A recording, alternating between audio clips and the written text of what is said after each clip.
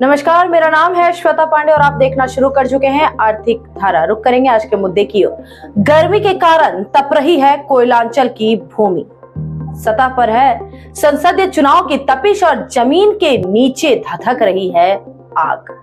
जब जलती है धरती की छाती तो फटता है उसका शरीर। माता सीता ने किया था आग्रह, धरती मां फटो कि मैं समा जाऊं तुम में। नहीं बर्दाश्त होती अब ये पीड़ा, लेकिन कोयलांचल में बिना आग्रह के फटती है धरती, समा जाते हैं जान माल। और इसको रोकने के लिए सुप्रीम कोर्ट ने दिया था आदेश। कोल मिनिस्ट्री ने आवंटित किया 2670 करोड़ रुपए। पुनर्वासित करना था 33,000 परिवारों को। यह संख्या बढ़कर हो गई 50,000 के पार। कहां गई इतनी बड़ी राशि? क्यों मौत के मुंह में जीने को बाध्य है लाखों लोग? और चुप है एडीडीए के चेयरमैन सह विधायक तृणमूल के तापस बनर्जी। चुप है आसनसोल के भाजपा प्रत्याशी सह तापस बनर्जी के बहनोई एसएस अहलुवालिया। इस मुद्दे पर अगर नहीं है कोई योजना तो फिर संसदीय चुनाव में बड़े बड़े दावों का क्या है औचित्य? आज चर्चा करेंगे इसी महत्वपूर्ण मुद्दे की। रानीगंज कोयलांचल में कोयले का पता साल 1974 में चला। कमर्शियल प्रोडक्शन शुरू हुआ साल 1778 में। इसी वर्ष 1978 तक कोयले की खनन निजी कंपनियों द्वारा किया गया। इसके बाद इन कंपनियों का राष्ट्रीयकरण कर दिया गया। अंधाधुंध मुनाफे के लिए अवैज्ञानिक तरीके से किया गया खनन। ज्वलनशील कोयले को छोड़ दिया गया खदानों में। ऑक्सीजन मिलने से ही लग गई आग। कुछ इलाकों में परित्यक्तों खदानों में बनाया गया अवैध शराब, जिसके कारण भी लगी कोयले में आग। कोयला जलकर बन गया राख। वैक्यूम होने से होने लगा भूधसान। जलती रही भूमिगत आग। आसनसोल कोयलांचल में चिन्हित की गई पहले चरण में 143 बस्तियां, लेकिन इनकी संख्या समय के अनुसार लगातार बढ़ती गई। अब तो हर माह होता है भूधसान। बरसात में बढ़ जाती है संख्या। इस समस्या के आंकलन के लिए वर्ष 1922 में हुई पहल mining metrological and geological institute of India ने गठित की।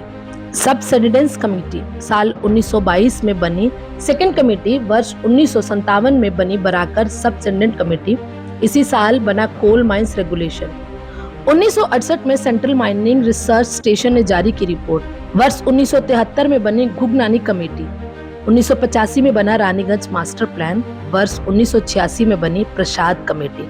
1992 में CMPDIL की आई रिपोर्ट। तत्कालीन प्रधानमंत्री के निर्देश पर 19 दिसंबर 1996 को गठित हुई हाई पावर कमेटी ने पेश की report. Central mining and planning development institute ने रानीगंज के लिए तैयार किया मास्टर प्लान। इसमें धसान प्रभावित इलाकों के निवासियों को पुनर्वास का निर्णय लिया गया, लेकिन केंद्र सरकार ने इसके लिए नहीं की कोई भी राशि आवंटित।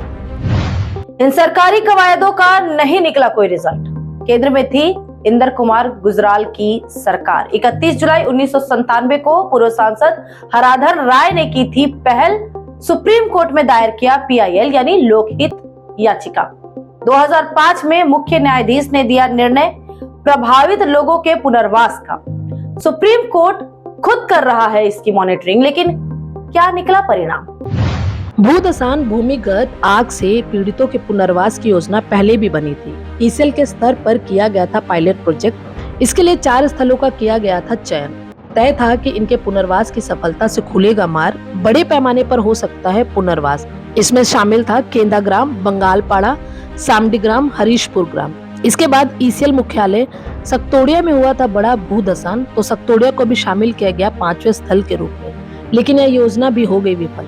सुप्रीम कोर्ट ने दिया था निर्णय। रानीगंज में 2 तरह के प्रभावित स्थल हैं। एक ECL की लीज भूमि, दूसरी राज्य सरकार के अधिकार क्षेत्र की भूमि। इसके अलावा प्रभावित के रूप में चिन्हित किए गए कुछ और 143 बस्तियों के साथ साथ पूर्व रेलवे की main line, grand code line, GT road, IOL की मुख्य पाइपलाइन, बिजली की हाई टेंशन सप्लाई टावर केंद्र सरकार ने आवंटित किया था 9,000 करोड़। इसमें रानीगंज के लिए मिले थे 2,670 करोड़। शेष राशि मिली थी झरिया के लिए।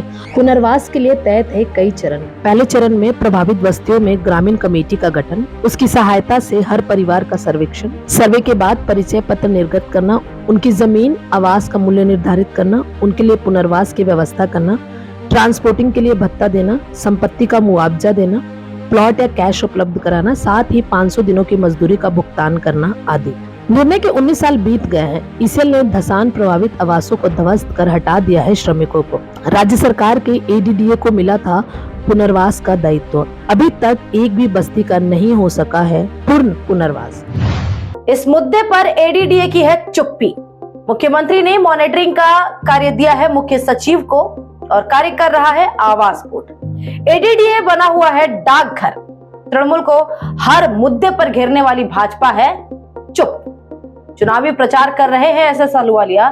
कोशिश थी कि ना जाए हरीशपुर, लेकिन ग्रामीण खींच कर ले गए अपने गांव, दिखाई अपनी विपदा। दामन छुड़ा लिया अहलुवालिया ने। कहा कि चल रहा है आदर्श आचार चुनाव संहिता और नहीं कर सकते हैं कोई वादा, जबकि चुनाव ही होता है वादों का मौसम। नहीं हुए मुखर, क्या इसलिए कि एडीडीए चेयरमैन है उनके करीबी रिश्तेदार? तो क्या होगा लाखों लोगों के भविष्य का, जो कभी भी बन सकते हैं मौत के निवाले? सोचना होगा मतदान से पहले वोटरों को। इस मुद्दे में इतना ही। मुलाकात होगी फिर इसी मुद्दे से जुड़े एक और वीडियो के साथ। अब आइए देखते हैं आज के दिन भर की छोटी बड़ी खबरें फटाफट। आसनसोल के विभिन्न इलाकों में 2 दिनों से ठप है जलापूर्ति। क्षेत्र में मच गया है हाहाकार। कल्ला के पत्थर खदान इलाके में क्षतिग्रस्त हो गई है मेन पाइप। जेसीबी की लापरवाही से हुई थी घटना। पूर्व मेयर सह भाजपा नेता जितेंद्र तिवारी ने किया है एक्स पर ट्वीट। आसनसोल के निवासियों से तृणमूल लेती है केवल वोट। इस तपती गर्मी में भी नहीं दे पाती पानी। सनद रहे कि 6 साल रहे जितेंद्र तिवारी मेयर प्रशासक, लेकिन उनके कार्यकाल में नहीं होता था इस कदर जल संकट। तृणमूल को छोड़कर भाजपा में योगदान करना हो गया अपराध। आरोप है कि इसी अपराध के कारण उसके आवास पर कर दी गई बमबाजी। दुर्गापुर ए जोन के कनिष्क साउथ रोड के निवासी हैं अभिषेक रॉय। पहले वे तृणमूल के नेता थे। 2 दिन पहले योगदान किया भाजपा में। भाजपा विधायक लखन घुड़ई थे मौके पर। आरोप है उनके घर निकटवर्ती मंदिर परिसर में की गई बमबाजी। आरोपी है तृणमूल से संबद्ध, लेकिन तृणमूल ने किया है इससे इनकार। आसनसोल की बाराबनी पंचायत अंतर्गत मदन मोहनपुर में है जिग्मा केमिकल फैक्ट्री। उत्पादित होते हैं कई प्रकार के रॉ मटेरियल। सुबह 9 बजे फैक्ट्री में फट गया पाइप। गांव के आईसीडीएस केंद्र में भर गया धुआं। संचालिका ने बच्चों को दे दी छुट्टी। ग्रामीणों ने शुरू किया विरोध प्रदर्शन। सूचना मिलने पर पहुंचे बाराबनी थाना के पुलिस अधिकारी। समझा बुझाकर ग्रामीणों को किया शांत। कारखाना सूत्रों ने कहा मरम्मत हो गई पाइप की, नहीं था गैस का कोई प्रतिकूल असर। पुरुलिया जिले के बड़ा बाजार इलाके में तृणमूल नेता प्रतुल महतो की हो गई मौत। तृणमूल के थे अंचल सचिव सह जिला परिषद के सदस्य। बड़ा बाजार से लौट रहे थे वाहन से अपने गांव रायडी बड़ौदा। कास बोहाल गांव के पास उनका वाहन टकरा गया झारखंड से आ रहे एक वाहन से। दोनों पक्षों में हो गया विवाद, हुई धक्का मुक्की।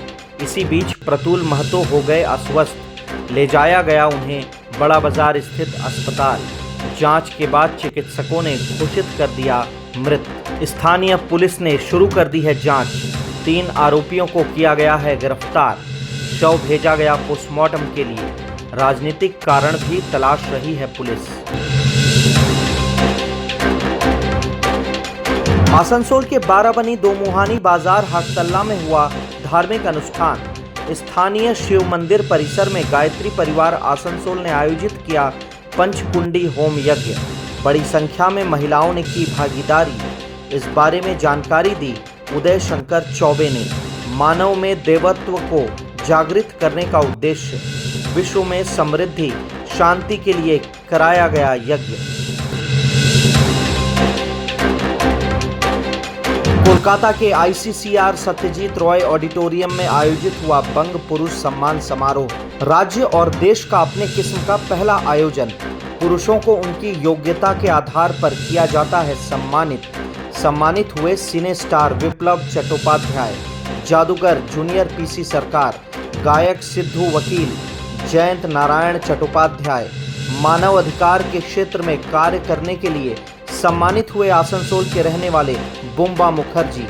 इसके पहले बांग्लादेश, ब्राजील में भी मिल चुका है उन्हें अंतर्राष्ट्रीय स्तर का सम्मान। कुल्टी स्थित मैरिज हॉल में आयोजित हुआ भाजपा का कर्मी सम्मेलन।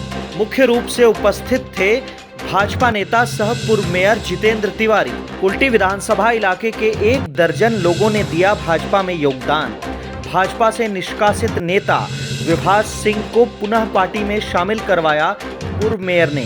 मौके पर उपस्थित थे जिला उपाध्यक्ष सुब्रत मिश्रा, जिला प्रवक्ता राजेश सिन्हा, पार्षद द्वय गौरव गुप्ता व ललन मेहरा, दीपक झा व अन्य।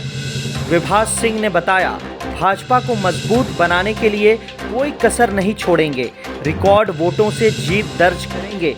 संसदीय चुनाव में भाजपा के प्रार्थी SS अहलुवालिया। कुल्टी विधानसभा इलाके से भी मिलेगी पार्टी को बड़ी बढ़त।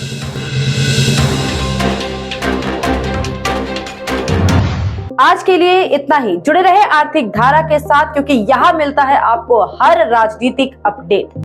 चैनल को सब्सक्राइब करें, वीडियो पसंद आती है तो वीडियो को लाइक करें, ज्यादा से ज्यादा लोगों तक पहुंचाएं, शेयर करें। हमसे जुड़ने के लिए आप हमें फेसबुक और एक्स पर भी फॉलो कर सकते हैं।